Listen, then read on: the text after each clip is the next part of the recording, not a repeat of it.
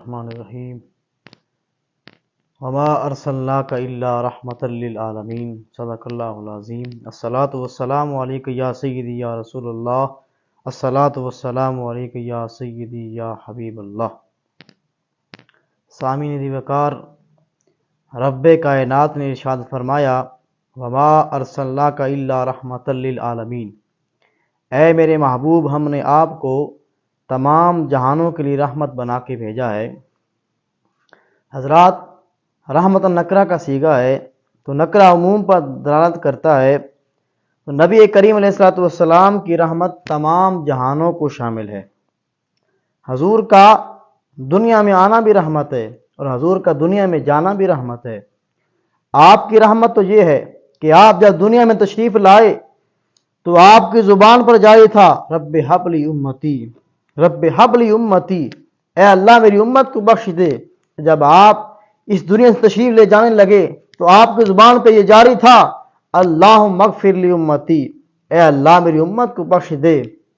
حضرات، آپ کی رحمت کا اندازہ کون لگا سکتا ہے؟ آپ تو پتھر کھا کے بھی دعائیں دیتے رہے۔ شاعر نے کیا خوب کہا، یوں تو سارے نبی محترم ہیں مگر سرور انبیاء تیری کیا بات ہے۔ مرحبا مرحبا ہر کسی نے کہا آمد مصطفیٰ تیری کیا بات ہے۔ حضور نبی کریم علیہ السلام نے اپنی رحمت اپنی زبان مبارک سے یوں ارشاد فرمائی۔ ایک مرتبہ آپ اپنے کشان نبوت سے باہر تشریف لائے تو آپ نے دیکھا کہ صحابہ کرام کا جرمٹ ہے، صحابہ کرام تشریف فرما ہے۔ نبی کریم علیہ السلام نے اپنے کان مبارک سے سنا کہ ایک صحابی کہہ رہا ہے کہ اللہ کریم نے حضرت موسیٰ علیہ السلام کو کلیم اللہ بنایا۔ دوسرا صحابی کہتا ہے اللہ کریم نے حضرت علیہ السلام کو صفی اللہ بنایا۔ تیسرے صحابی نے کہا کہ اللہ تعالیٰ نے حضرت نوح علیہ السلام کو نجی اللہ بنایا۔ چوتھے صحابی نے کہا کہ اللہ تعالیٰ نے حضرت ابراہیم علیہ السلام کو خلیل اللہ بنایا۔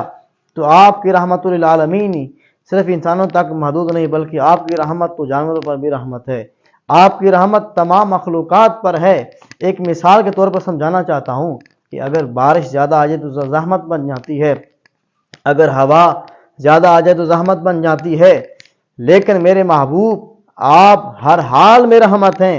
آپ کی رحمت للعالمین تمام جہانوں پر ہے۔ شاعر نے کیا خوب کہا، وہ ہر عالم میں رحمت تھے، کسی عالم میں رہ جاتے، یہ ان کی مہربانی ہے کہ یہ عالم پسند آیا۔ وما توفیق